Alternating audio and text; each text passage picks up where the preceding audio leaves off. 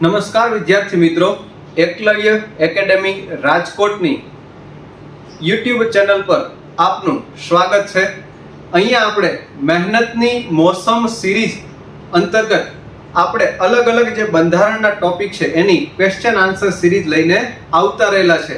તેમના અંતર્ગત આજે મિત્રો બંધારણની અંદર બંધારણીય સંસ્થાઓ અને તેમની અંતર્ગત ચૂંટણી પંચ, બરાબર, તો ચૂંટણી પંચને લગતા પ્રશ્નો જે છે આજે સોલ્વ કરવાની શરૂઆત કરીએ। ચાલો, આજનો પહેલો પ્રશ્ન, ભારતનું ચૂંટણી પંચ કોના નિયંત્રણ હેઠળ કામ કરે છે? પ્રધાનમંત્રી, ગૃહમંત્રી, ઉપરાષ્ટ્રપતિ કે ઓપ્શન ડી સ્વતંત્ર છે? મિત્રો, સૌથી પહેલા તમને વાત કરી દઉં કે ભારતનું ચૂંટણી પંચ જે છે, ભારતનું ચૂંટણી પંચ જે છે તે બંધારણની અંદર ભાગ 15 અને એમની અંતર્ગત અનુચ્છેદ 324 થી લઈ ને 329 સુધી ભારતના ચૂંટણી પંચની વાત કરેલી છે। એટલા માટે ચૂંટણી પંચની બંધારણની અંદર ઉલ્લેખ થયેલો હોવાને લીધે બંધારણીય સંસ્થા છે। પહેલી વાત તો એ। હવે પ્રશ્ન તરફ જોઈએ મિત્રો। આ ફેક્ટ યાદ રાખી લીધા પછી કે ચૂંટણી પંચ છે તે કોના નિયંત્રણ હેઠળ કામ કરે છે? તો કે મિત્રો, ચૂંટણી પંચ પોતે સ્વતંત્ર રીતે કામ કરે છે। એટલા માટે જવાબ ઓપ્શન ડી બને છે। ચૂંટણી પંચ જે છે તે પ્રધાનમંત્રી ના, ગૃહમંત્રી ના, ઉપરાષ્ટ્રપતિ ના કોઈના નિયંત્રણ હેઠળ કામ કરતું નથી, પોતે સ્વતંત્ર રીતે કામ કરે છે। આગળનો પ્રશ્ન જોઈએ। ભારતીય બંધારણની કઈ કલમ જણાવે છે કે ચૂંટણીની અધિક્ષકતા, દિશા અને નિયંત્રણ ચૂંટણી પંચને સોંપવામાં આવે છે? મૂળ રીતે વાત કરીએ તો મિત્રો, ચૂંટણીની વાત કરે છે, ચૂંટણીની અંદર અધિક્ષકતા, દિશા અને નિયંત્રણ ચૂંટણીનું અનુચ્છેદ 327, અનુચ્છેદ 324, અનુચ્છેદ 325 કે અનુચ્છેદ 326? તો મિત્રો, અહીંયા જે વાત કરે છે ચૂંટણીની દેખરેખ અને દોરવણીની, સામાન્ય શબ્દોમાં કહીએ તો ચૂંટણીની દેખરેખ, દોરવણી અને નિયંત્રણની વાત કરે છે। આવી રીતની વાત અનુચ્છેદ 324 માં કરેલી છે। ફેક્ટ બેઝનો પ્રશ્ન છે, ઓપ્શન બી સાચો જવાબ બની જાય, બરાબર। અનુચ્છેદ 324, અનુચ્છેદ 325 અંતર્ગત જે વાત કરેલી જે છે તેના અંતર્ગત વાત એવી છે કે ભાઈ, ધર્મ, જાતિ, જ્ઞાતિ, લિંગ આવા જે કોઈ પણ વગેરે મતભેદ અથવા તો ભેદભાવ જે કહેવાય તેમને લીધે મતદાર યાદીમાં નામ દાખલ કરવામાં કોઈ અપાત્રતા ઠેરવી શકે નહીં। આવી રીતની વાત અનુચ્છેદ 325 માં કરેલી છે। અને 326 માં વયસ્ક મતાધિકાર, પુખ્ત મતાધિકારની વાત કરેલી છે લોકસભા, વિધાનસભાની ચૂંટણીઓમાં। અને 327 માં જે વાત કરી છે તેમના અંતર્ગત તો કે ભાઈ, વિધાનમંડળની ચૂંટણી અંગે કહેવાય કે સંસદની સત્તાઓ એની વાત કરેલી છે। ધેટ્સ વાય જવાબ આવી જાય અનુચ્છેદ નંબર, મિત્રો અહીંયા અનુચ્છેદ જે છે તે આવી રીતના ધ્યાનમાં લેજો। અનુચ્છેદ નંબર 324 કે જેની અંદર ચૂંટણીની દેખરેખ અને દોરવણીની વાત કરેલી છે। આગળનો પ્રશ્ન જોઈએ। ભારતીય સંવિધાનની જોગવાઈઓ અનુસાર મુખ્ય ચૂંટણી કમિશનર અને બીજા ચૂંટણી કમિશનરોની નિમણૂક કોણ કરે છે? વડાપ્રધાન, રાષ્ટ્રપતિ, સંસદ કે સર્વોચ્ચ અદાલતના ન્યાયમૂર્તિ? મિત્રો, ભારતીય બંધારણ અનુસાર કહેવાય કે મુખ્ય ચૂંટણી કમિશનર અને અન્ય ચૂંટણી કમિશનરોની નિમણૂક રાષ્ટ્રપતિ કરે છે. ઓપ્શન બી સાચો જવાબ બને છે. બરાબર. આગળનો પ્રશ્ન જોઈએ. રાજ્યના મુખ્ય ચૂંટણી અધિકારીની નિમણૂક કોની મંજૂરી બાદ કરવામાં આવે છે? મિત્રો, રાજ્યના મુખ્ય ચૂંટણી અધિકારીની વાત કરે છે. માનનીય ગવર્નર શ્રી, ભારતનું ચૂંટણી પંચ, માનનીય મુખ્યમંત્રી શ્રી કે વિધાનસભાના ઠરાવ બાદ? મિત્રો, રાજ્યના મુખ્ય ચૂંટણી કમિશનરની વાત થાય છે એટલા માટે થઈને ઓપ્શન એ માનનીય ગવર્નર શ્રી છે એમની મંજૂરી બાદ નિમણૂક કરવામાં આવે છે. આગળનો પ્રશ્ન જોઈએ. ભારતના અન્ય ચૂંટણી કમિશનરને કોની ભલામણથી રાષ્ટ્રપતિ હટાવી શકે છે?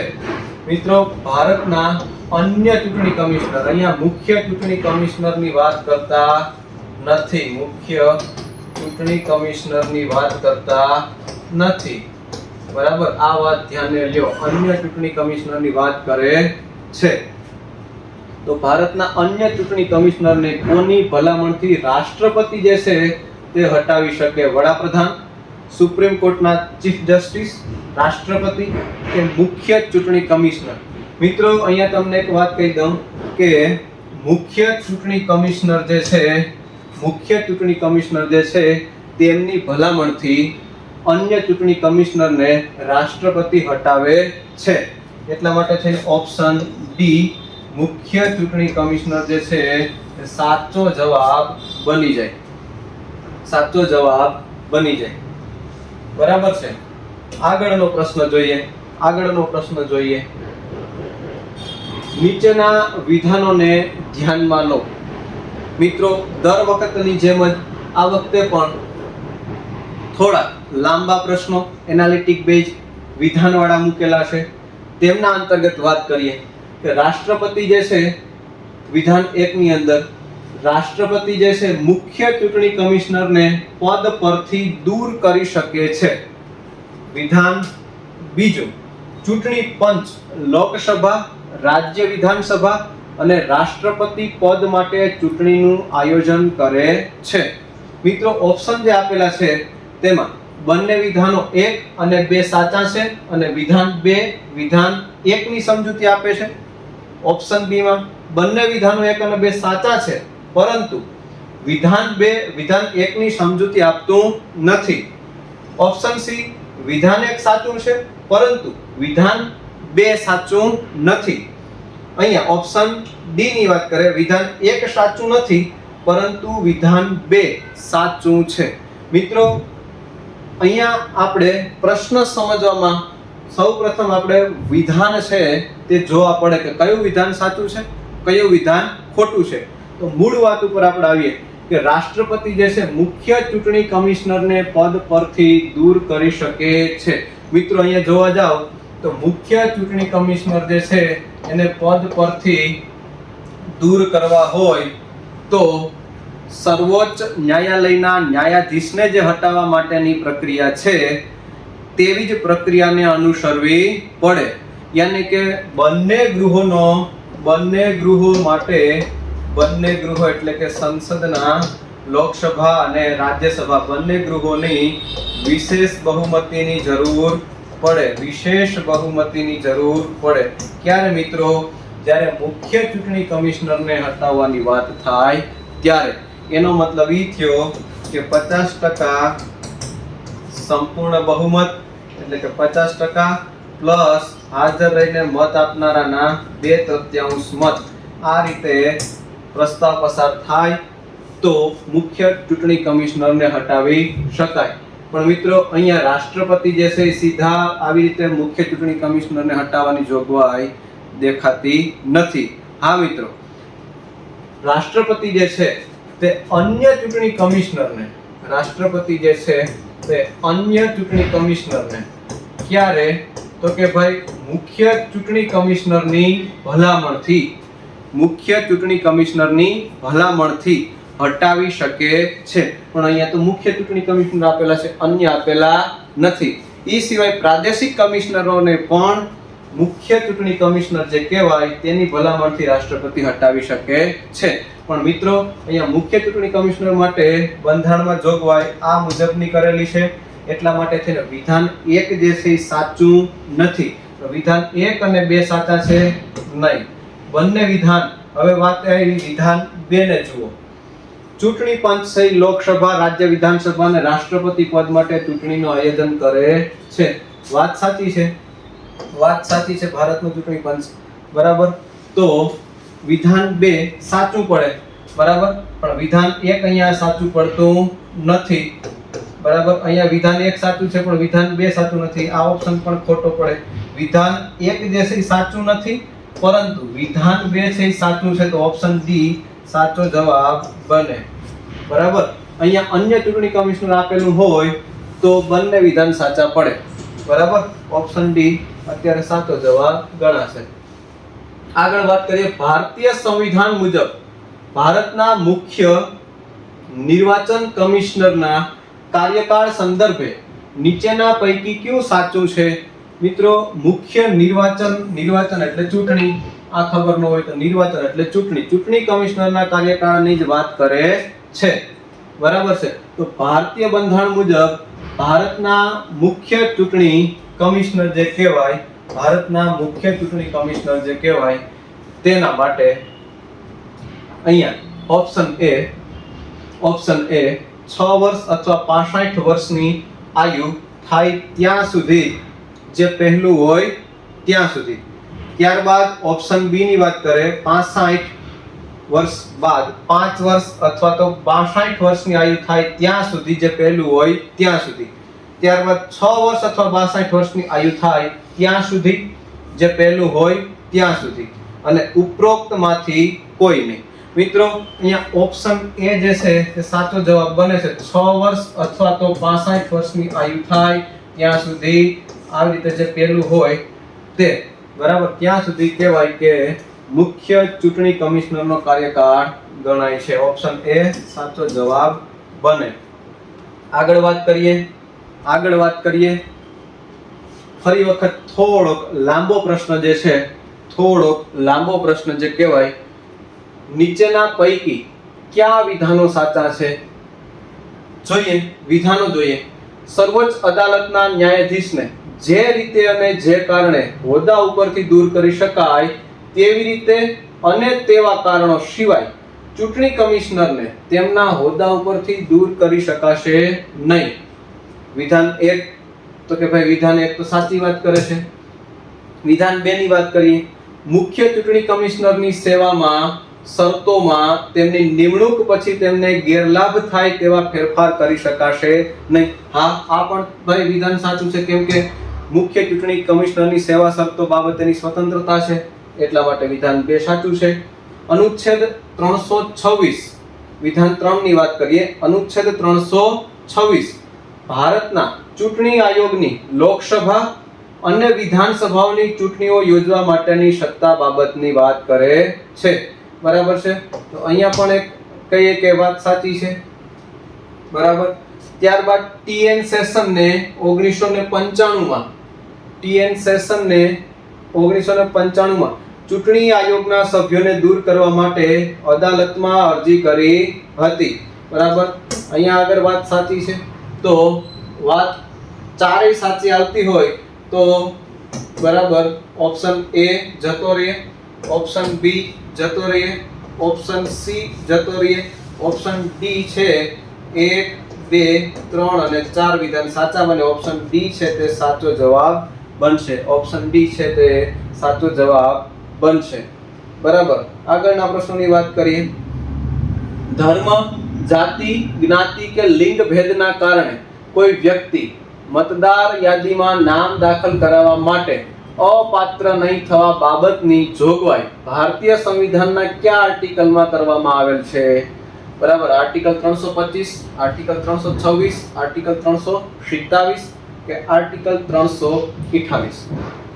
મિત્રો હમણાં જ વાત કરી કે ધર્મ, જાતિ, જ્ઞાતિ કે લિંગ ભેદના કારણે કોઈ વ્યક્તિ મતદાર યાદીમાં નામ દાખલ કરવા માટે અપાત્ર નહીં થવા બાબતની જોગવાઈ અનુચ્છેદ નંબર 325 માં આર્ટિકલ 325 માં કરેલી છે. આર્ટિકલ 325 માં કરેલી છે. બરાબર. ફેક્ટ બેઝ નો પ્રશ્ન છે. 326 અંતર્ગતની વાત જે છે, બરાબર, એની વાત પુખ્ત વયસ્ક મતાધિકારની કરેલી છે. 327 અંતર્ગત જે વાતો જે છે તે વિધાનમંડળો માટેની, ચૂંટણીઓ માટેની, સંસદની સત્તાઓની વાત કરેલી છે. ચાલો આગળનો પ્રશ્ન જોઈએ. આગળનો પ્રશ્ન હવે પછીનો જોઈએ. પ્રશ્ન નંબર 10. ભારતના બંધારણની કલમ 326 હેઠળ નાગરિકને આપવામાં આવેલ મતાધિકાર કયા પ્રકારની ચૂંટણીને સંબંધિત છે? બરોબર. કયા પ્રકારની ચૂંટણીને સંબંધિત છે? કલમ 326 હેઠળ આપવામાં આવેલ મતાધિકારની વાત કરે છે. બરાબર છે. તો અહીંયા વાત કરે છે લોકસભા, રાજ્યોની વિધાનસભા, પંચાયત, મ્યુનિસિપાલિટી. મિત્રો અહીંયા જે વાત કરે છે બંધારણની કલમ 326 હેઠળ કઈ, બરાબર, ચૂંટણીઓ છે અને તેના હેઠળ કયા મતાધિકાર આપેલા છે? મિત્રો એની વાત કરીએ તો લોકસભા અને રાજ્યની વિધાનસભા માટે આપેલા છે. પંચાયત માટે 326 હેઠળ ન આવે, મ્યુનિસિપાલિટીમાં પણ 326 હેઠળ આવતા નથી. તો અહીંયા 1 અને 2, ફક્ત 1 અને 2 સાચા પડે છે. ફક્ત 1 અને 2 ઓપ્શન એ જે છે એ સાચો પડે. 1 2 3 ખોટો પડે. 1 2 4 ખોટો પડે. 1 2 3 4 ઓપ્શન બી છે એ ખોટો પડે. એટલા માટે થઈ અને ઓપ્શન એ સાચો જવાબ ઠરે. આગળનો પ્રશ્ન જોઈએ. આગળનો પ્રશ્ન જોઈએ. આગળનો પ્રશ્ન જોઈએ. પ્રશ્ન નંબર 11. લોકસભા અને વિધાનસભાની ચૂંટણીની કામગીરી માટે મતદાર યાદી બનાવવી, ચૂંટણી કાર્યવાહી કરવી, જરૂરી દેખરેખ રાખવી અને નિયંત્રણ કરવા જેવી બાબતોની જવાબદારી કોની છે? બરાબર. વાત કોની કરે છે મિત્રો? લોકસભા અને વિધાનસભાની ચૂંટણીની. લોકસભા અને વિધાનસભાની ચૂંટણી કોણ યોજે મિત્રો? તો કે ભારતનું ચૂંટણી પંચ. ભારતનું ચૂંટણી પંચ. ભારતનું ચૂંટણી પંચ જે છે લોકસભા અને વિધાનસભાની ચૂંટણીઓ યોજે. તો એટલા માટે થઈ અને રાજ્યનું ચૂંટણી પંચ તો નહીં આવે. ભારતનું ચૂંટણી પંચ જે છે તે ઓપ્શન બી સાચો જવાબ બની જાય. ત્યારબાદ ભારતના ગૃહ ખાતાના મંત્રી શ્રી ના, ભારતના કાયદા ખાતાના મંત્રી શ્રી ના. એટલા માટે થઈને ભારતનું ચૂંટણી પંચ ઓપ્શન બી સાચો જવાબ બની જાય. આગળની વાત કરીએ મિત્રો. આગળની વાત કરીએ. ચૂંટણીમાં મતદાન કરવા માટેનું ઓળખપત્ર આપવા માટે કોણ અધિકૃત છે? ચૂંટણીમાં મતદાન કરવા માટેનું ઓળખપત્ર મિત્રો કોણ આપે છે? ભારતીય ચૂંટણી પંચ, તાલુકા વિકાસ અધિકારી, પુરવઠા અધિકારી કે પોલીસ કમિશનર? મિત્રો સિમ્પલ પ્રશ્ન છે કે ભાઈ મતદાન કરવા માટે થઈને ઓળખપત્ર ભારતનું ચૂંટણી પંચ આપતું હોય છે. ઓપ્શન એ સાચો જવાબ બને, ભારતનું ચૂંટણી પંચ. બરાબર. આગળનો પ્રશ્ન જોઈએ આપણે મિત્રો. જોઈએ થોડોક વિધાન સ્વરૂપનો અને વાક્ય બેઝ એનાલિટિકલ કહેવાય. થોડોક લાંબો પ્રશ્ન છે. નીચેનામાંથી કયું કાર્ય ભારતના ચૂંટણી પંચનું છે? કોને પકડી રાખવાનું છે મિત્રો? ભારતના ચૂંટણી પંચનું છે.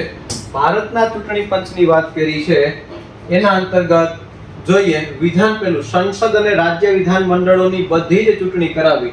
મિત્રો વાત સાચી છે, ભારતનું ચૂંટણી પંચ છે સંસદ, રાજ્ય વિધાન મંડળની બધી જ ચૂંટણીઓ કરાવે. પછી રાષ્ટ્રપતિ અને ઉપરાષ્ટ્રપતિ માટે ચૂંટણી કરવી. તો કે હા ભાઈ, ભારતનું ચૂંટણી પંચ છે રાષ્ટ્રપતિ અને ઉપરાષ્ટ્રપતિના પદ માટે ચૂંટણીઓ પણ કરાવે છે.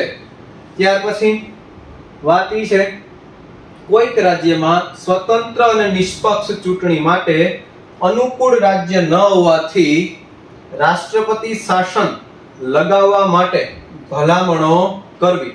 મિત્રો અહીંયા જે વાત કરી છે કે રાષ્ટ્રપતિ શાસનની ભલામણો અને તે અંતર્ગતની બાબતો છે તે ભારતના ચૂંટણી પંચમાં આવતી નથી.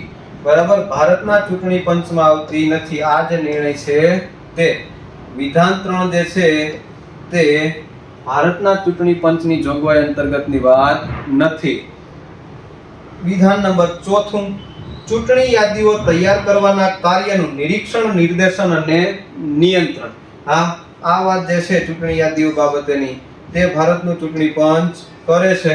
ભારતનું ચૂંટણી પંચ કરે છે. તો મિત્રો 1, 2 અને 4 1, 2 અને 4 જે છે તે વાક્ય તો કે સાચા છે. અહીંયા આપણે જોવા જઈએ તો 1, 2 અને 3 ના ત્રીજું વાક્ય ખોટું છે. અહીંયા ત્રીજું વાક્ય ખોટું છે એટલે આ પણ એલિમિનેટ થઈ જશે. ઓપ્શન સી ને એ તો જતા રહ્યા ઉપરના બધા તો કે ના ત્રીજું તો ખોટું છે. ત્રીજું ખોટું છે તો ઓટોમેટિકલી જવાબ 1, 2 અને 4 ઓપ્શન બી છે તે એલિમિનેશન થી મેળવી શકાય. જો ત્રીજા વાક્યની આપણને ખબર હોય તો ઓટોમેટિક અહીંયા આન્સર જે છે તે એલિમિનેશન મેથડ થી મેળવી શકાય. રાઈટ, આગળનો પ્રશ્ન જોઈએ. પ્રશ્ન નંબર 14, 61માં બંધારણીય સુધારો 1989 થી કેટલા વર્ષે નાગરિકોને મત આપવાનો અધિકાર પ્રાપ્ત થાય છે?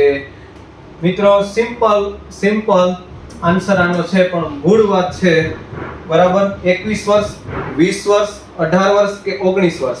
યાદ રાખવાનું મિત્રો, 18 વર્ષે મતદાનનો અધિકાર પ્રાપ્ત થાય. ઓપ્શન સી સાચો જવાબ છે.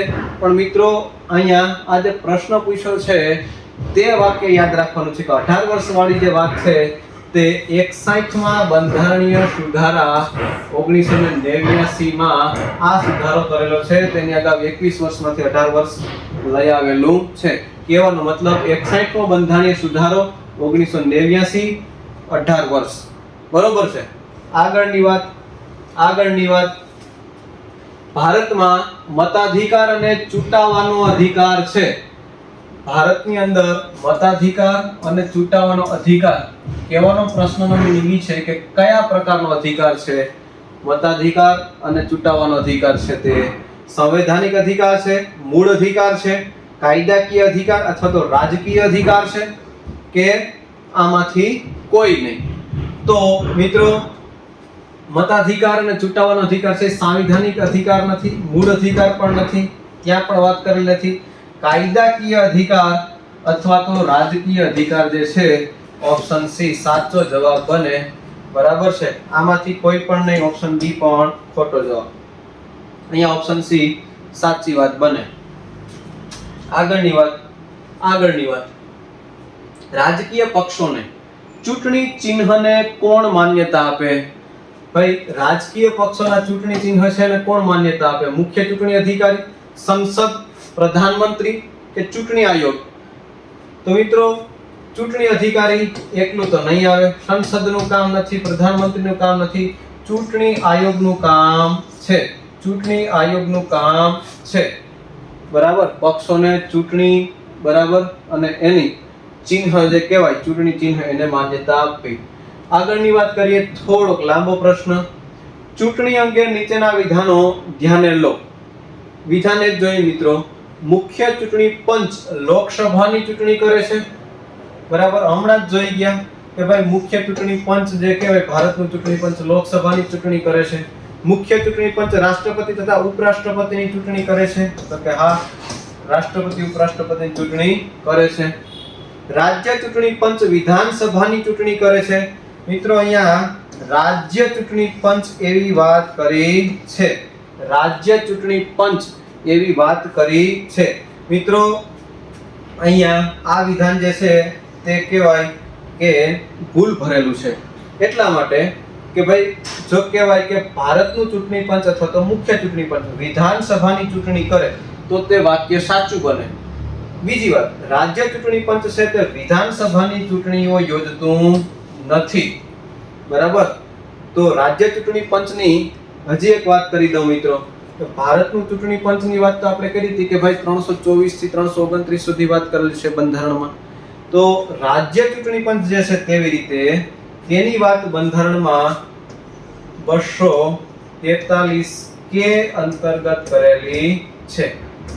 બરાબર છે. 243 ઓફ કે અંતર્ગત રાજ્ય ચૂંટણી પંચની વાત કરેલી છે.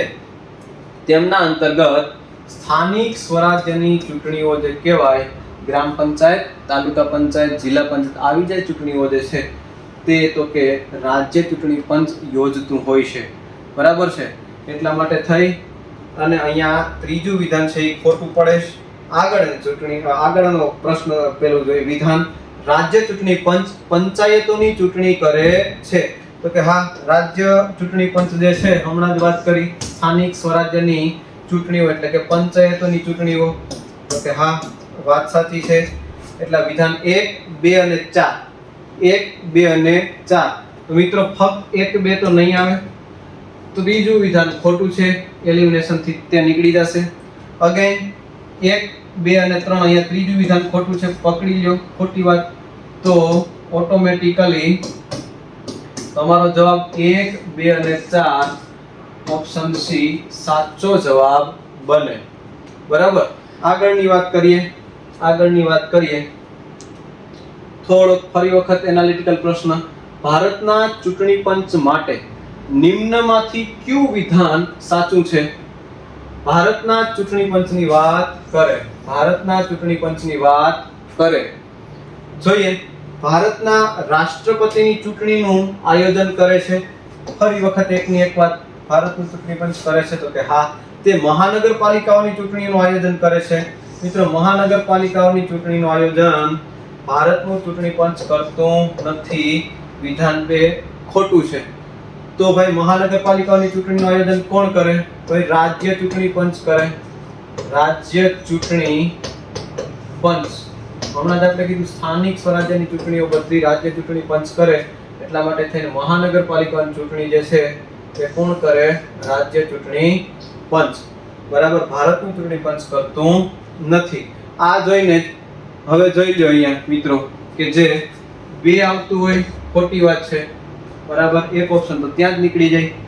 આગળનું કહેવાય વિધાન જોઈએ. તેની સ્થાપના વર્ષ 1952 માં થઈ હતી. ભારતનું ચૂંટણી પંચ જે છે એની સ્થાપના 1952 માં. મિત્રો, અહીંયા પણ ફેક્ટ જે છે તે ખોટું છે.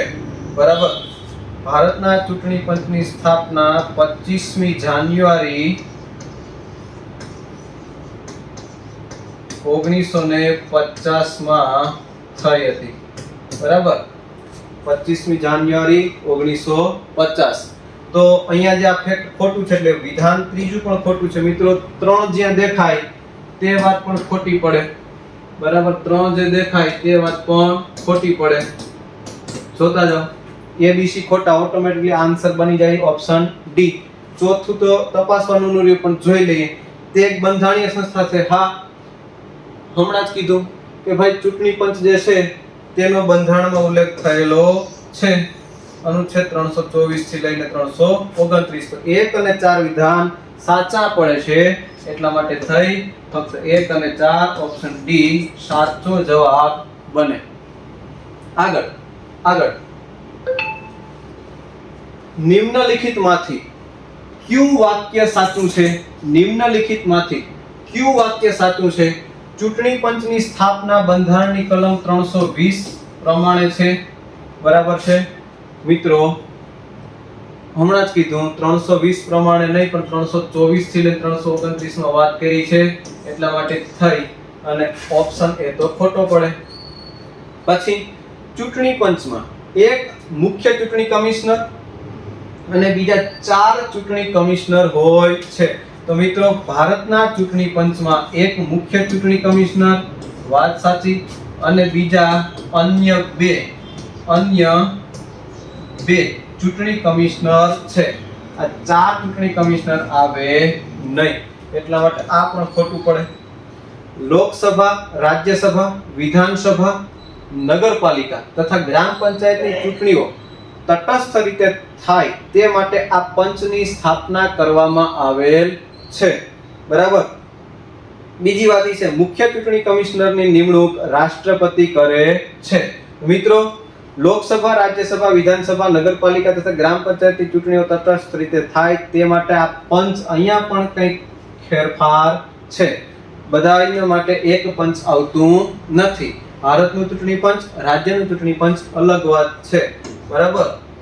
મુખ્ય ચૂંટણી કમિશનરની નિમણૂક રાષ્ટ્રપતિ કરે. આ વાત જે છે તે સાચી બને. એટલા માટે થઈ ઓપ્શન ડી સાચો જવાબ બને. ઓપ્શન ડી સાચો જવાબ બને. આગળનો પ્રશ્ન આપણે જોઈએ. નીચેના પૈકી કોણ મતદાન મથક પર ચૂંટણી યોજે? Polling officer, presiding officer, revenue officer કે ઉપરોક્ત પૈકી કોઈ નહીં. મિત્રો આ ફેક્ટ બેઝ નો પ્રશ્ન છે, તમને જણાવી દઉં. પ્રિસાઇડિંગ ઓફિસર જે છે તે મતદાન મથક પર ચૂંટણી યોજે છે. ઓપ્શન બી સાચો જવાબ બને, પ્રિસાઇડિંગ ઓફિસર. બરાબર. આગળની વાત, નીચેના પૈકી કેવા સંજોગોમાં ચૂંટણીની બાબતોમાં અદાલતોની દખલને બાકાત રાખવામાં આવે છે? મિત્રો અહીંયા વાત કરે છે અદાલતોની દખલને ચૂંટણી બાબતો, બરાબર, ચૂંટણી અંગેની બાબતો અથવા તો સંજોગોથી દૂર રાખવાની. મત વિસ્તારોનું સીમાંકન, મત વિસ્તારો માટે બેઠકોની ફાળવણી. બરાબર. તો આ બે વસ્તુ જે કહેવાય, આવા બે સંજોગોમાં અદાલતો દખલ દેતી નથી, જેથી ચૂંટણી પંચ જે છે સ્વતંત્ર રીતે કાર્ય કરી શકે. એટલા માટે થઈ અને અહીંયા વિધાન 1 અને 2 બંને સાચા બને. એક ફક્ત નહીં, ફક્ત 2 નહીં, બંને 1 અને 2 સાચા બને. ઓપ્શન સી સાચો જવાબ છે. 1 અને 2 માંથી કોઈ પણ નહીં આવશે નહીં. બરાબર. એટલે અહીંયા ઓપ્શન સી સાચો જવાબ બની જાય. આગળની વાત કરીએ. બંધારણમાં કયા અનુચ્છેદ અંતર્ગત સંસદ દરેક વસ્તી ગણતરી બાદ કાયદો બનાવી સીમાંકન આયોગની રચના કરશે તેવી જોગવાઈ કરવામાં આવી છે? મિત્રો દરેક વસ્તી ગણતરી બાદ બરાબર સીમાંકન આયોગની રચના કરવી. બરાબર. આવી જે વાત છે અનુચ્છેદ 82, અનુચ્છેદ 83, અનુચ્છેદ 84 કે અનુચ્છેદ 85. બરાબર. અહીંયા જે વાત કરી છે કે ભાઈ દરેક વસ્તી ગણતરી બાદ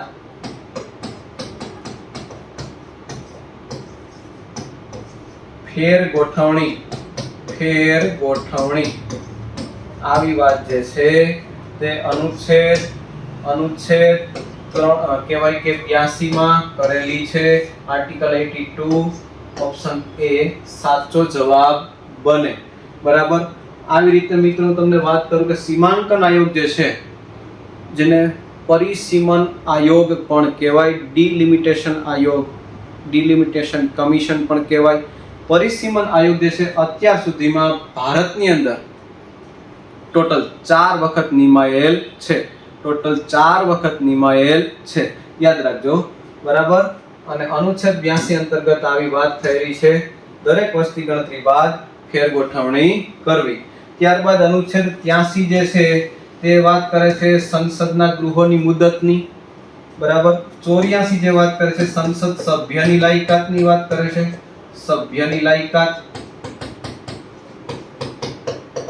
અહીંયા સંસદના ગૃહોની મુદતની વાત કરે છે. અને અનુચ્છેદ 85 જે વાત કરે છે તે સંસદના સત્ર સમાપ્તિ અને વિસર્જન અને ગૃહોના વિસર્જન અંગેની વાત કરે છે. એટલા માટે થઈ અને ઓપ્શન એ સાચો જવાબ બને. આગળનો પ્રશ્ન જોઈએ. સીમાંકન આયોગના અધ્યક્ષ કોણ હોય છે? મિત્રો અહીંયા વાત કરે છે સીમાંકન આયોગની, ડિલિમિટેશન કમિશનની. બરાબર. અહીંયા સીમાંકન આયોગના અધ્યક્ષ કોણ હોય છે? રાષ્ટ્રપતિ, ગૃહમંત્રી, મુખ્ય ચૂંટણી કમિશનર કે પ્રધાનમંત્રી? મિત્રો પરિસીમન આયોગના અધ્યક્ષ મુખ્ય ચૂંટણી કમિશનર હોય છે. યાદ રાખજો. આગળનો પ્રશ્ન, ચૂંટણી પંચ એ કેવા પ્રકારની સંસ્થા છે?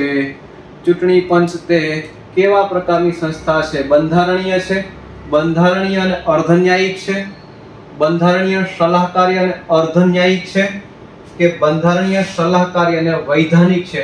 મિત્રો, બંધારણીય એટલું તો નહીં આવે, બંધારણીય અને અર્ધન્યાયિક એટલું નહીં આવે, વૈધાનિક તો આવતું જ નથી, તો વધે બંધારણીય, સલાહકારી અને અર્ધન્યાયિક. બરાબર, બંધારણીય, સલાહકારી અને અર્ધન્યાયિક સંસ્થા ક્વાઝી જ્યુડિશિયલ ઇન્સ્ટિટ્યૂટ છે. બરાબર, અર્ધન્યાયિક મિત્ર એટલા માટે કે તે સંસદ સભ્યની લાયકાત અંગેના પ્રશ્નોની જે કહેવાય સલાહ છે તે પોતે આપતું હોય છે. બરાબર, એટલા માટે છે ને ક્વાઝી જ્યુડિશિયલ બોડી પણ કહેવાય. એટલે ઓપ્શન સી સાચો જવાબ બને. આગળનો પ્રશ્ન જોઈએ. રાજ્ય ચૂંટણી આયોગ કઈ સંસ્થાની ચૂંટણીનું આયોજન કરતું નથી? વાત કોની કરે છે? રાજ્ય ચૂંટણી આયોગની. રાજ્ય ચૂંટણી આયોગની વાત કરે છે. એટલા માટે થઈ રાજ્ય ચૂંટણી આયોગ જે છે તે જિલ્લા પંચાયતની ચૂંટણી કરે છે. વિધાનસભાની ચૂંટણી તો કે ના. વિધાનસભાની ચૂંટણી કોણ કરે છે મિત્રો? વિધાનસભાની ચૂંટણી ભારતનું ચૂંટણી પંચ કરે. બરાબર, રાજ્ય ચૂંટણી આયોગ કરતો નથી. એટલા માટે થઈ અને ઓપ્શન એ બરાબર કરતું નથી. બરાબર, તો વિધાનસભાની કરતું નથી રાજ્ય ચૂંટણી આયોગ. જિલ્લા પંચાયતની કરે છે, ગ્રામ પંચાયતની કરે છે અને નગરપાલિકાની કરે છે. રાઈટ, એટલા માટે થઈ અને ઓપ્શન એ જે છે તે સાચો જવાબ બની જાય. આગળનો પ્રશ્ન જોઈએ. ગ્રામ પંચાયતની ચૂંટણી માટેની મતદાર યાદી તૈયાર કરવાનું કામ નીચેનામાંથી કયા એકમ દ્વારા કરવામાં આવે છે? મિત્રો, અહીંયા પૂછ્યું છે ગ્રામ પંચાયતની ચૂંટણીની વાત. બરાબર, જિલ્લા કલેક્ટર, કેન્દ્ર ચૂંટણી આયોગ, જિલ્લા વિકાસ અધિકારી કે રાજ્ય ચૂંટણી આયોગ? બરાબર, તો મિત્રો તમને કહી દઉં, ગ્રામ પંચાયતની ચૂંટણી જે છે તે રાજ્ય ચૂંટણી આયોગની હેઠળ આવે છે. રાજ્ય ચૂંટણી આયોગ જે છે તે બરાબર મતદાર યાદી તૈયાર કરવાનું કામ કરતું હોય છે. એટલા માટે થઈ ઓપ્શન ડી સાચો જવાબ બને છે. બરાબર મિત્રો, આવી રીતે બંધારણીય સંસ્થાઓ અંતર્ગત આજે આપણે ચૂંટણી પંચને જોયું. ફરી વખત આવતા એપિસોડમાં બરાબર છે આપણે મહેનતની મોસમ સિરીઝ અંતર્ગત એક નવા જ ટોપિક સાથે ફરી મળીશું. ત્યાં સુધી રજા આપો. Thank you.